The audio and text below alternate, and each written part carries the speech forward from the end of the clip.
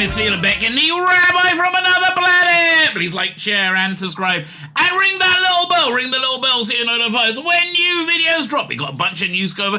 It's not really news, right? It's weird because none of it really pertains to the current era of Doctor Who. You know, the David Tennant shooting gut stuff, which is what we're all interested in, really. I mean, that's where the news lives. I remember when Big Finish started, like, it was great, right? It was really fun. I liked the stories. It felt like Doctor Who, but it really kicked into a whole new gear when they started doing Paul McGann audios, right? When they finally got, I think it was Janet Fielding stopped those for a number of years, but it was like, because you got the feeling they were like pushing into a new territory, and it was. If you haven't heard those early Paul McGann ones are freaking excellent. It feels like a season in the early 2000s, and it feels like early 2000s, right? Really, really genuine acting, but it feels like it's pushing into something new. So this is all news about not the current era, right? So I don't know if I'm going to call it News Warp. I'm recording it on Sunday, the 26th of February. Right, 26th of February. Time flies. It's going out on Monday. We're going out on Monday the 27th. If any big news breaks between recording this and putting this out, I guess I'll okay, every time I say the word insert now, I giggle. It's got worse, okay? It's got worse. What can I tell you? I'm basically a little boy, okay? That's really the truth. I'm basically still giggle at the same things I did when I was 13, because they're still funny, right? Oh, God, I got so much trouble so many times. We used to live in Florida, right? This is the only aside, because we've got a lot to get through, right? I used to live in Florida, in Miami, and we would often drive up to Orlando for with the kids to go to Disney for a few. We had an annual pass, right? This was back when Disney was awesome, right? Disney parks were fantastic. They can't get people to go to that Disney hotel, right? All that money, that Disney Star Wars hotel, all that money they spent on it, right? They just can't get anybody to go there. Anyway, we would always what was I going to say? Yeah, we when we lived there, we would head up to Disney, and when we went there. Oh, by the way, big tip. I don't know if it's the same, right? I don't know if it's the same as till today because I haven't been for years. What is that? Well, got a bit of a nasal zit going on there. Okay, maybe it'd be better by tomorrow when this video goes out. Who knows? It's not herpes. That's the only thing I know. It's not herpes. I think. Anyway, so big tip is always stay on property. Always stay on the Disney property. Don't try and do Disney cheaply, right? It doesn't work. You just got to submit yourself to them completely. Now they're, pure evil. I wouldn't recommend doing that. You probably go in with your children and come out with who knows what, right? With who knows a couple of furries. I don't know. But the point is this, as I said, we always used to drive past a hotel called the Gaylord Palms, and Google it. It's a real thing in Orlando, the Gaylord Palms, and I would always howl with laughter. It's the funniest thing ever. Oh my God, it's called the Gaylord Palms. I can't imagine them being delivered like huge trucks of like cucumbers and carrots and all other phallic-shaped vegetables.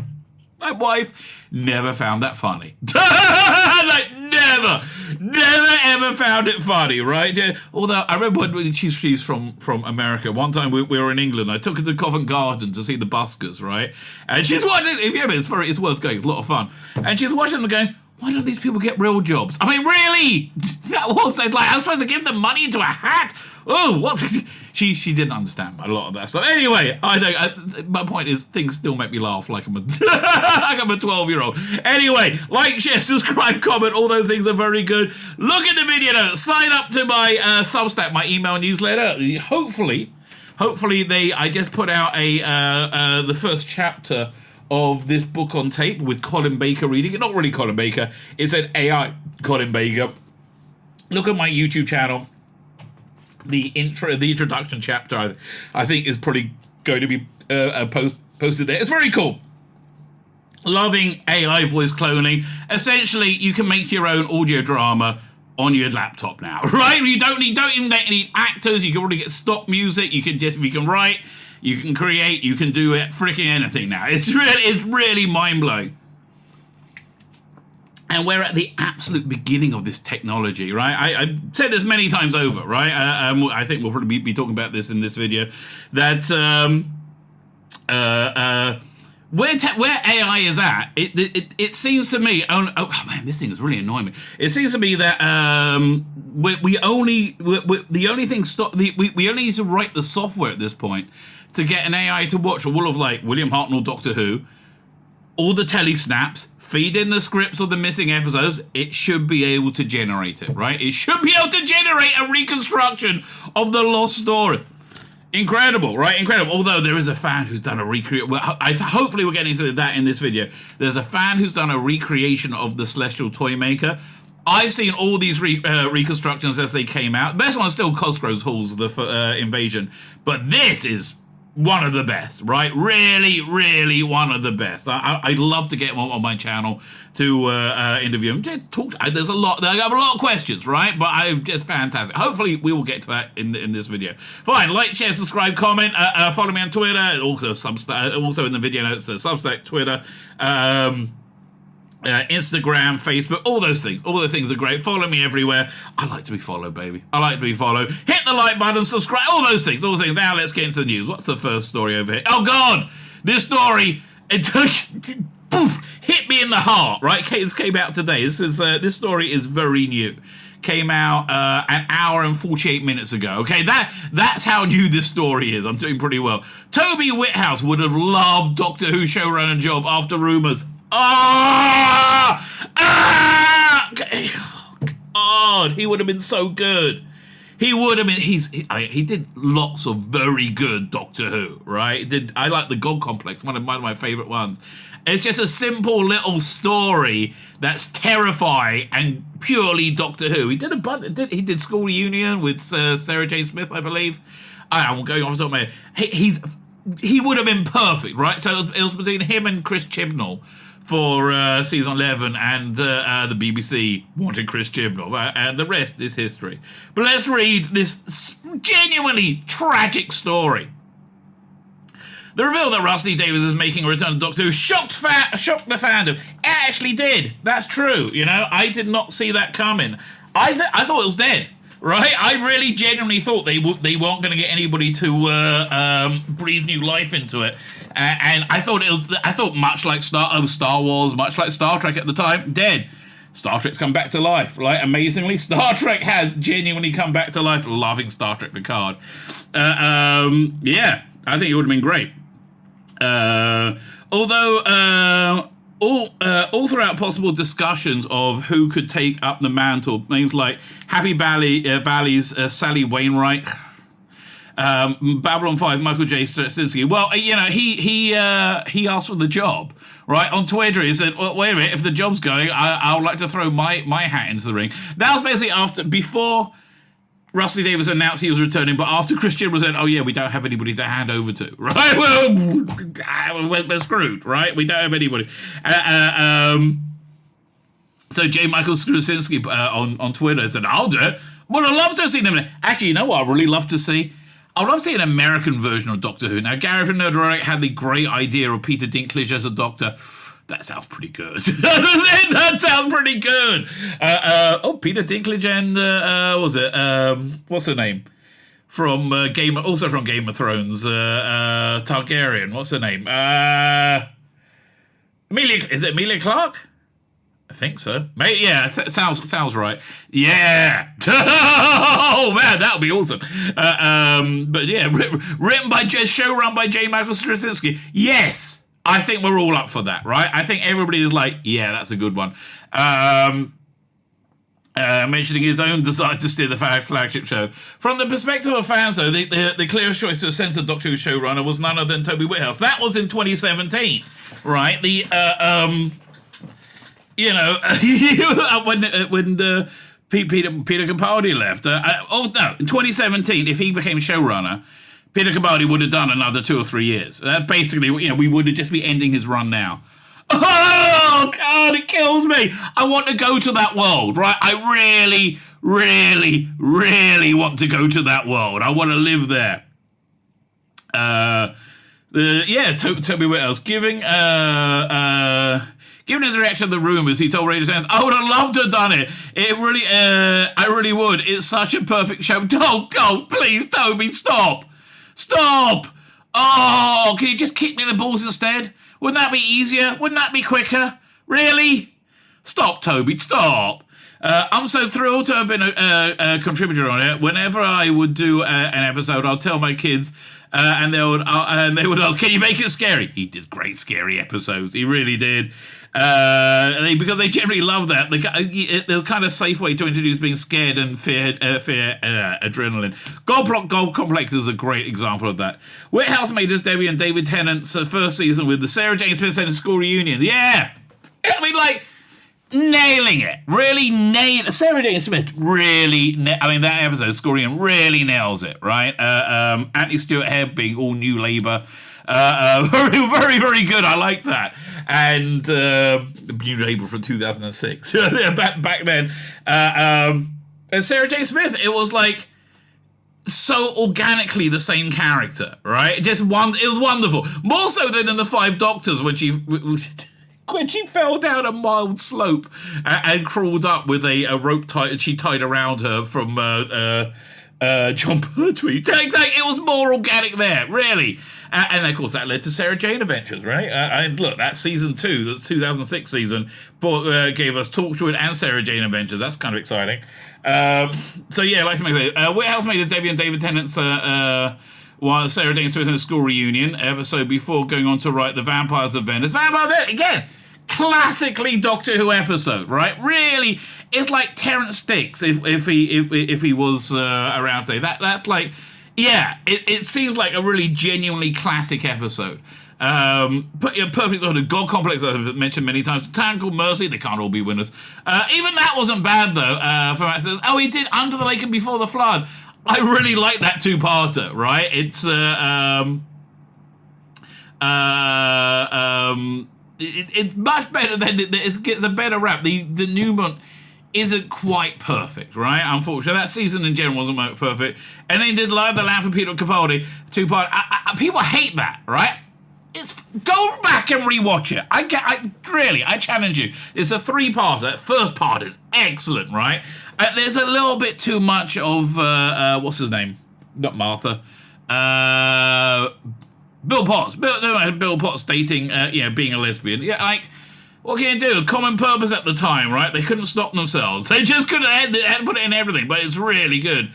He even had a chance to act in Commander's Final Twice Upon a Time. Yes, facing us against Mark Gatiss as a German soldier, suddenly unfrozen in time. He's great at everything, right? This would have been fantastic. This would have been absolutely fantastic. It's very lovely that there is a portion of fandom out there that were having those discussions about me being shown right. You are the obvious choice. I can only say those conversations were never happening at the BBC. You like, I think, too much into the white male thing for the racists at the BBC. I can actually say those conversations never happened. Speaking at the recent Being Human reunion at South Wales, they had a reunion. That was cool. I like Being Human. That was a great little show. Yeah, oh God, he was so perfect for it. I don't really think I was ever in contention, but I would love to have done it. It made me laugh when someone in the Daily Mail wrote, Doctor Who is too scary, it's frightening children. Children love it being scary. That's why they watch it. So true, right? Rusty Davis has promised it's going to be scary. We're going to scare the crap out of them, he said, right? Oh, I hope so. With Rusty Davis returned to the fold alongside Whitehouse's extensive experience writing multiple Doctors across the decades, is it possible you could see the writer return to the show once more in order to frighten children all over again? Oh, well, okay, I guess. Well, wouldn't it have been a good idea to ask him that and then just to amuse the question? Like, are you coming back? I mean, is he coming back? Well, we don't know any returning writers coming back. The rumour is Stephen Moffat is. But we don't know if that's for Doctor Who or a spin-off. Look, he's top-tier talent in my. What's he done recently? But he's really top-tier talent, I think. Toby Whithouse. Let's have a look at his. We'll look at his Wikipedia. Let's have a look. See writing. He did Torchwood. I forgot about that. Being Human, The Game, never heard of it. He wrote for Noughts and Crosses? Really? I thought that was awful. That's 2020. Really? I thought it was. Yeah, I thought. Oh, okay, yeah, I thought it was written by Mary Brackman. No, he adapted it. Well, look, glad he got a job. Okay, glad he got a job in this tough environment. So yeah. Oh, the path that we didn't go down. How sad, right? How genuinely sad. Speaking of which, another writer who could have run Doctor Who, right? But I think is likely to come back. I don't know. I just get the feeling Rusty Davies wants to be working on fresh talent, right? That's the vibe I get. He really wants there to be fresh talent making Doctor Who. I think he wants to like the end of Dark Knight Returns when he goes off into hiding to create a whole new generation of superheroes. Well, he's not going to hiding, but I think Rusty Davies wants to create a whole new generation of writers. Because seen TV in the last 5 years? Yeah, nobody has. It's been shit. That's why nobody watches it, because it's very bad. I mean, I love all the silly excuses they go, but Netflix, streaming, Netflix. No, that all tanked as well. It's just you make shit, so we're not interested, right? Fine, if you make something good, it gets good ratings. You ever seen Line of Duty? Yeah, most people have. Why? Because it's quite good. There's every chance Doctor Who spin-off could return, said Torchwood writer. Is there? I don't think that. I mean, look, Torchwood is so connected to John Barrowman, right? And so John Barrowman is so cancelled at the BBC. I don't really see how it can return, right? I really genuinely don't. Could there be more Torchwood on set? Look, is it who is this? It's Phil Ford, Torchwood writer Phil Ford. He did more Sarah Jane Adventures, didn't he? Now, oh man, who was that? I might be wrong. Okay, this is like you have to look up. I think Lance Parkin really, Lance Parkin and Lawrence Miles, one of the two, really had the needle for Phil Ford. Right, really didn't like him for some reason, and I can't remember what it was, but it was like a bit public and open. Doctor Who writer Phil Ford has called for a comeback for the Doctor Who spin-off during Rusty Davies' second reign. No, again, I maybe, but I think much like those spin-offs, Sarah Jane Adventure and Torchwood came organically from what was happening in Doctor Who at the time. I think future spin-offs, that we're going to see, hopefully on Disney Plus, will be doing the same, right? I really genuinely do. So yeah, I just find a Torchwood return like very, very unlikely. Torchwood originally ran from 2006 to 2011. Really? That must be Children of Earth and possibly Miracle Day. Miracle Day was not good. Phil Ford has written Doctor Who as well as spin-offs. Which Doctor Who did he write? I can't remember. Okay. But currently unclear what film they'll confirmed the return. During his first run of the show, he has confirmed the return of spin-offs, but it hasn't been unclear what form they're going to take. Yeah, they haven't told you this. I've always want to see more Unit. I've always thought that there's stuff we could do with Unit there. I tend to agree with you. I mean, again, we have to see what they're going to do in November and December. All right, that's when we're going to know. I think these spin-offs are being made right now, and they're not going to be released. They're not going to be announced until they're about to come out because it's based on stuff we're going to see in Doctor Who. Right, so I don't think they're going to be announced until they come out, or close to there anyway. I mean, because if they did we're having the John Bollingham Adventures, you're like, who's that? Oh no, you don't know him yet. Don't worry, we'll find out soon. It doesn't mean anything, right? It has to have the right context. And of course, there's a case of bringing back a version of Torchwood. The thing about Doctor Who is the universe is so huge over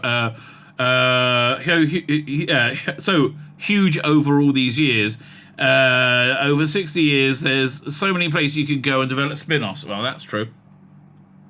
But honestly, I have no idea what is going on in the great man's mind, so we'll have to wait and find out. He is playing cards close to his chest, bless him, very well. Also, he thinks there's real scope for a Torchwood return. Ford said, I think there's every chance. How? Again, John Barrowman super-duper cancelled at the BBC, right? BBC seems to have some creative control. I mean, listen, they know it's successful, they know he's personal, they know people like him. And if you want to get ratings, it's probably a good idea.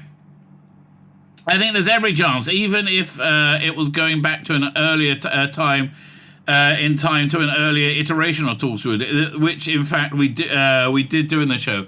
But I absolutely don't see why why we couldn't do that. Oh, yes, again, you're just trying to find a way around having Captain Jack in it. Okay, fine, fair enough. It's science fiction. It's Doctor Who. You can do all kinds of things. I'm sure it will happen. I'm sure it won't. Right? Again, I might well be wrong. If I'm wrong, I'm wrong, mate. I don't mind. Honestly, it doesn't bother me being wrong. This is all speculation. I'm like, what's wrong with being wrong? Look, honestly, like on a broad spectrum, I find I just have to wait long enough for things I predict to come true. But yeah, you got to squint a little bit. You know, I've been saying we're in the end of days for a long time. A couple of years. And looks like we are. Although I'm very optimistic we're going to see in the Doctor Who this year. So, try and square that circle, if you may. As recently as last year, Eve Myers, who played Gwen Cooper in Torchwood, denied rumours of a reboot, saying she hadn't been approached. However, she added that given a chance, she and Captain Jack Harkness actor would jump back into Gwen and Jack tomorrow. Yeah, BBC's not giving you a chance, right? There's a reason Absent Friends, the Torchwood Big Finish release with John Barrowman and David Tennant, it was never released. Not because of Big Finish. They're like, oh, shall we, just throw away the money we put into making this, or should we actually release it? If it was down to them, I think they would release it. Speaking of Widow, Davis recently spoke out after it was heavily rumoured that following Doctor Who new distribution, the Disney spin-off, Disney Plus, more spin-offs would be commissioned. Speaking about when it's the right time for him to return to Doctor Who, Davis told GQ, I thought with no criticism whatsoever to the people who were running it at the time because they were running it within BBC measures, it was time for the next stage of Doctor Who. Look, the way he managed to say that without saying Chris Chibnall destroyed the show and was absolutely shit, and if I didn't come back, they would just be gone forever, right? And I think that's how it happened. Look, he could have just sat by and watched it burn. He really could have done. I'm glad he didn't, but he totally could have done. Those spin-offs declined when I left. I go, yeah, blah blah. We've seen all this before, right? So Phil Ford, did he write? I think he co-wrote Waters of Mars, isn't he? I think so. Ford first wrote the 2009 episode Waters of Mars. That was actually a really solid, good horror episode. And he's returned to the terrifying story to write the novelization for Target Books. It was great fun to go back there. I didn't actually watch it again since it was first broadcast, but I know a lot of people say what they're doing. Great monsters, right? That's really a hallmark of Doctor Who. Great monsters.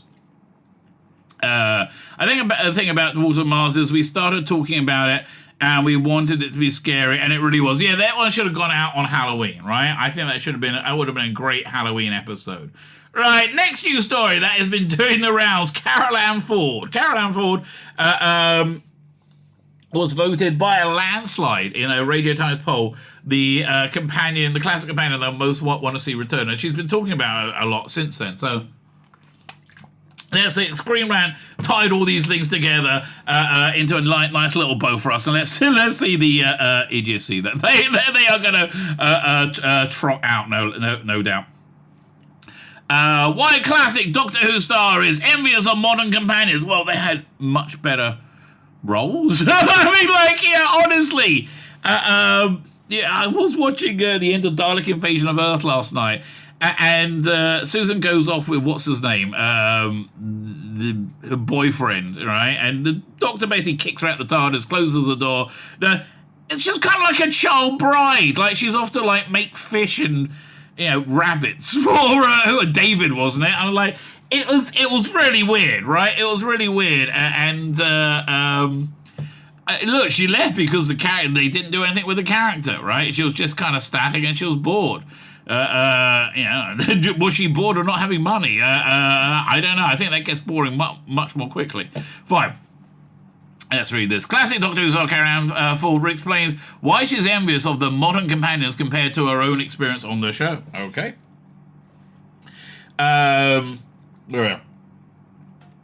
Carol Ann Ford opens up about her time as part of the Doctor Who cast, explaining why she is envious of the modern companions compared to her own experience in the era. Ford portrayed Susan Forward, granddaughter, first companion to William Hartnell's first Doctor, and debuted in the sci-fi series pilot, the Air pilot, An Unearthly Child, alongside with Hartnell was William Russell, Jacqueline Hill, who portrayed teachers in Chester and Barbara Wright, and just there's a lot of hairspray. Right, a lot of hairspray went into that role. Ford's character faced the Daleks prehistoric cavemen, French revolutionaries, yet not in a great reconstruction. Again, the guy who did the Celestial Toymaker, way better. Way better. And shrunk to the size of an insect during a time in the TARDIS. That was only like a year. It wasn't much at all. With growing hopes to see Susan return in the show, revived era, Ford opens up about a time as part of the classic cast in season 1 and 2 to Radio Times. Admitting that she felt Susan's writing left much to be desired, the star explained that she was jealous upon seeing Billy Piper's Rose Tyler when she returned in 2005. Well, that was really the main difference in Rusty Dave's Doctor and that everything became before. The companions were written as real people, like real three-dimensional characters. They had like a boyfriend and a family, and it was much more realistic. And I think dragged you in much more. Well, still one of my favourite bits with Rose, right? And it really is. It was such an authentic, genuine moment when she goes to the TARDIS for the first time and sees it bigger on the inside, and she starts crying, right? When she because she's just overwhelmed. Brilliant. I mean, that was genuinely so, because that's what we would do. That's what I think a lot of people would do. It's just like, that was one of the most great reactions. My favourite bit from that episode is Mickey saying, "Don't read my emails." I love a bit of Mickey. Not seeing him on BBC either. They didn't use any of these things, which is a shame.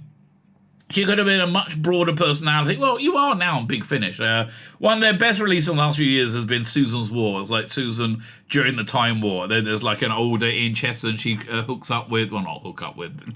God, that would be weird. But, I liked it a lot, right? Then they gave her a nice amount of depth. A much more interesting personality. They wanted her to identify as the girl next door. So all the interesting, I think, the interesting things away that I was trying to put in there were all eliminated after the first episode. Yeah, I have to say, I did enjoy listening to her, watching her listen to whoever it was. Down, down, down, down, down. She's got those weird hand movements. Like, I liked all that. I thought that was good. I could have done all sorts of stunts. I was very fit. Yeah, and they kept having to trip over logs. I twisted my ankle. They were so mad. Watch, what is it? Behind the Sofa on the Blu-rays. They're spitting mad about that. They really are, which I understand, quite frankly. Good on all sorts of things. I was very fit when I saw Billy Piper doing that incredible thing when she's swinging across the ropes. Above a fiery pit, and well, that wasn't real, of course. That was all special effects. I mean, she probably swang, but I think the Alton guy behind it probably not. The in the giant vat, probably not. That probably was only partially based on real life. Well, that's not fair. I could have done that. There were so many things I kept thinking, that's not fair. Why? Because it was a different age. It was the 60s. Being gay was criminal. It was different then. I could have broken the mold. You could have done, but they didn't want to break the mold. They already broke the mold enough making Doctor Who. Quite frankly, having Verity Lambert run it. What happened to Susan after she left the TARDIS? Though fellow first Doctor Companions actor Russell returned to Doctor Who in 2022 to reprise the role, Ford has not returned to series since '93. That must have been Dimensions in Time. Madam, what year is it? Who was it? Fowler. Oh, I can't remember her name now. Mrs. Brass from Are You Being Served? Pauline Fowler.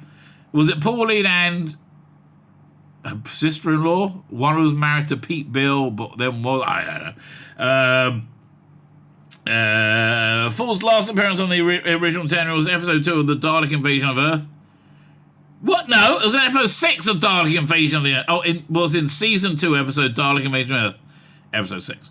Where the Doctor left her in the 22nd day of Star Life with fighter David Campbell. Again, weird child bride thing going on there, right? Weird child bride. We're up to Lieutenant David Campbell. After repelling the Dalek occupation, Ford returned to for the 25th anniversary special. The 5 Doctors reuniting with her grandfather's first incarnation of the Death Zone, played by Richard Andell. This was this was before being one of the characters dragged into Rogue Time Lords, the Ranas, Kate Amara's time loop in '93. Yeah, Dimension and Time. Okay, fine. We said that. While Ford has yet to return to big screen, she has reprised her role as Susan across Big Finish audio drama ranges. They're normally very good. They really are.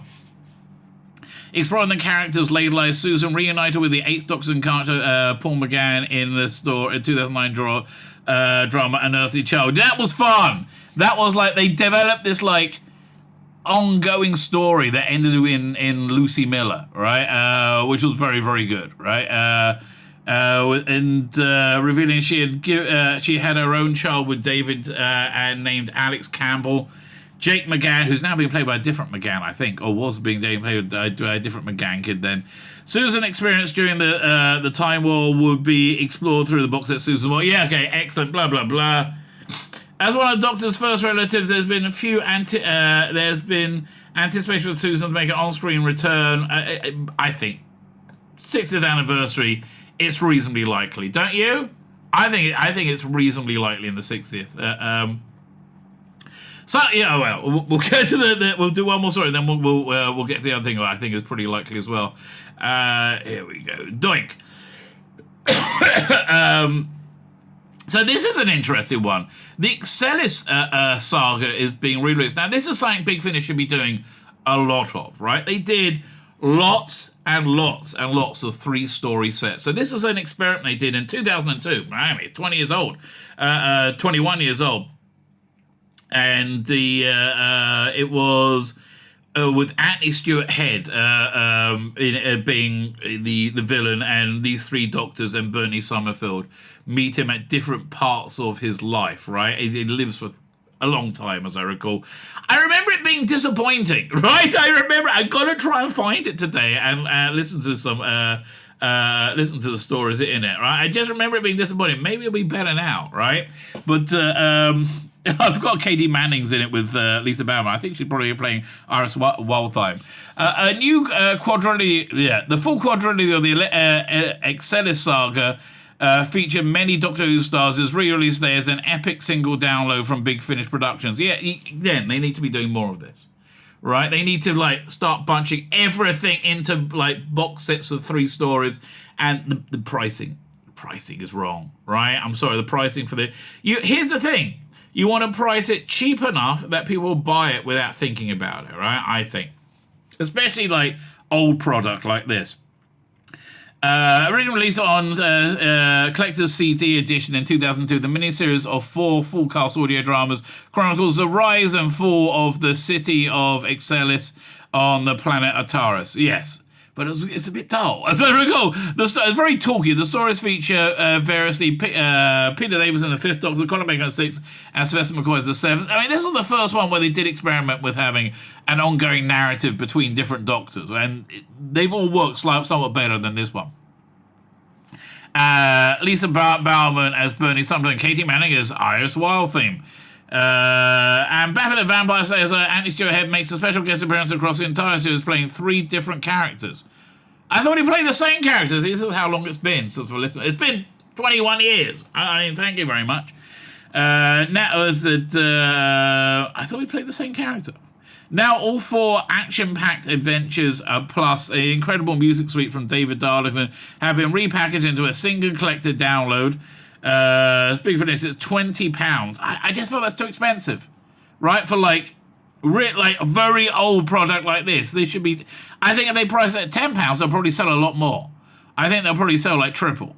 But I don't know. I would like to see the data.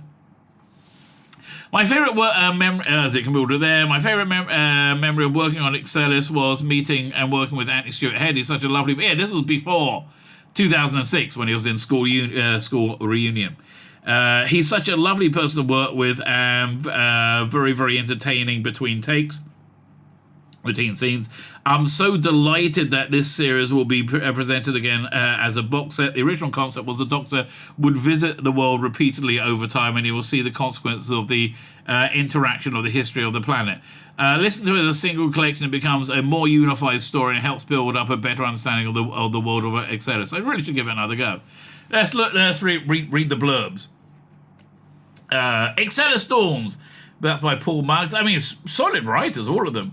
That terrible old reprobate, the trans-dimensional adventurous Iris Wildthyme has gone and got herself locked up in a nursery on a savage world of a tourist, a nunnery, a savage world of a tourist.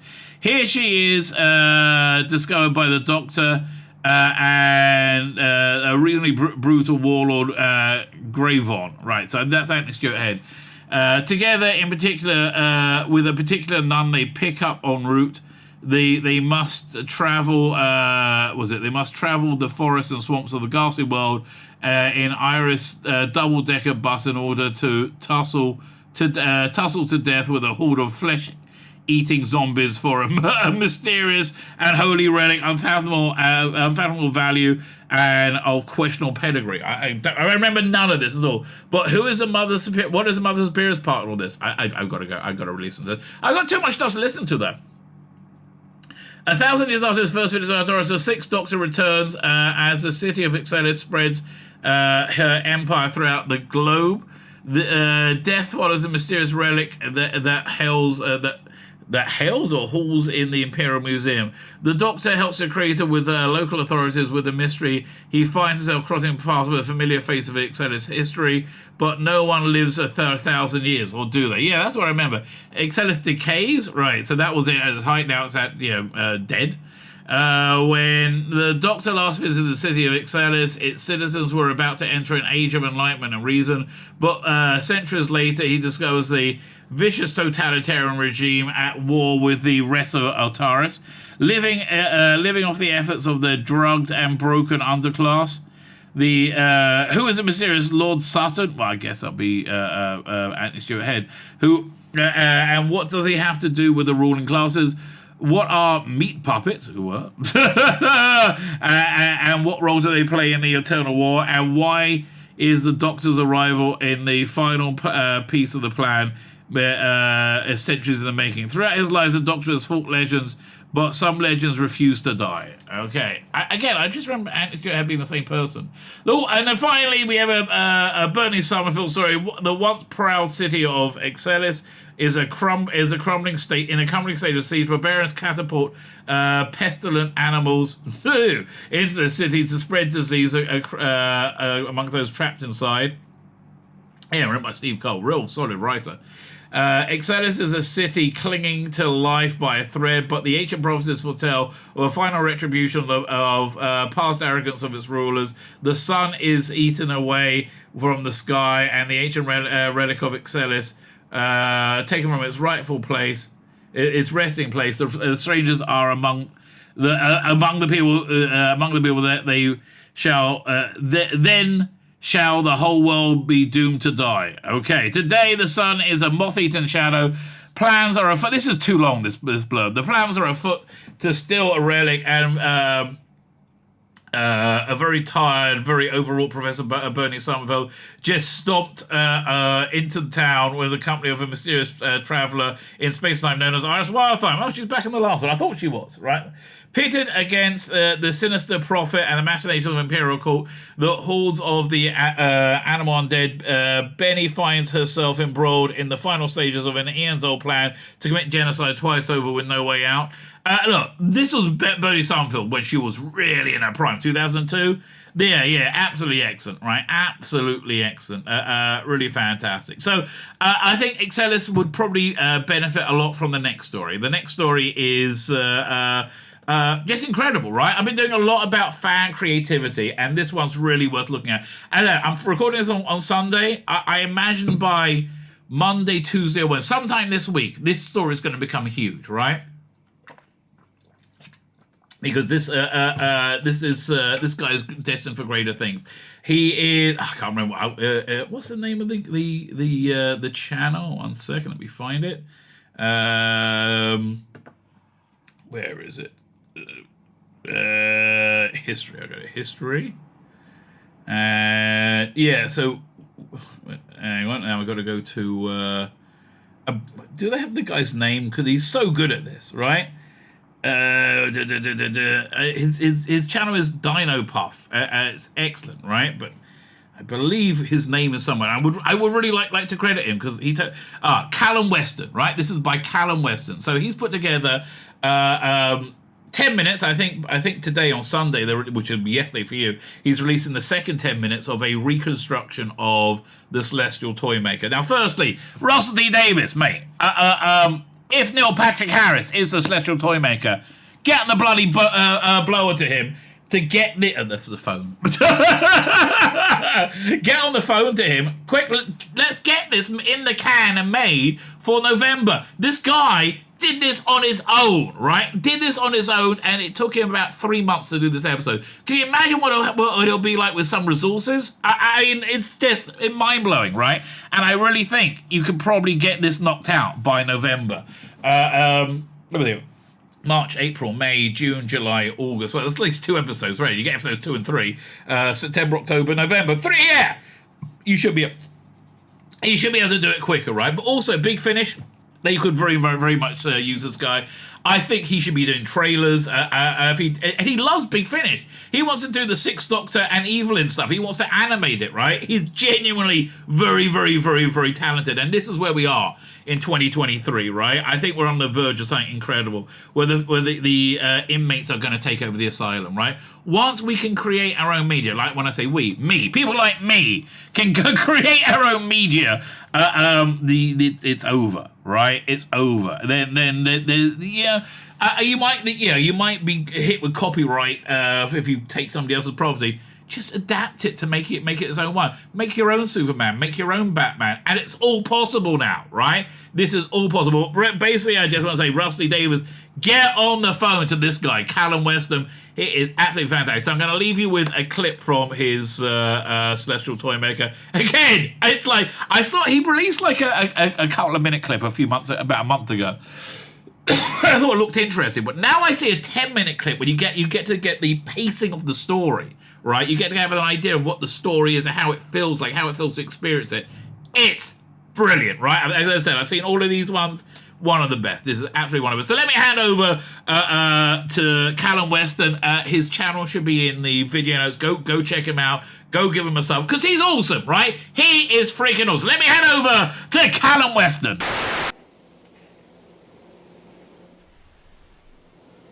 It's me, the day my mother died. No, wait for it this instant. What a shame. I thought my little invention would amuse you. You and your inventions. Now, both of you be very careful. This place is a hidden menace. Nothing is just for fun. What's the idea of it? He's trying to get us into his power. That's why we've got to fight him. But can't we just go? I hate this place. My dear, but how? That is the question. In the TARDIS, of course, as always. There are many of them. Take your choice. There are hundreds of them. Yes, hundreds. Come, Doctor. No. Doctor! Have you gone invisible again? No, he's gone. That man, he's taken him away. I don't like it. We should never have stayed. It's too late now. Who was that man? I don't know. But we've got to find the doctor.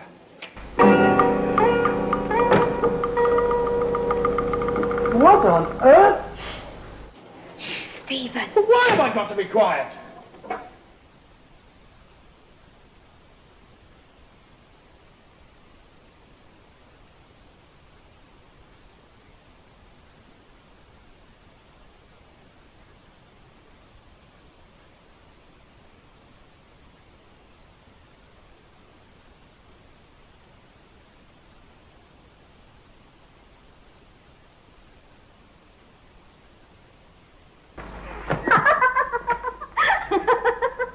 You could only see your face with that hand.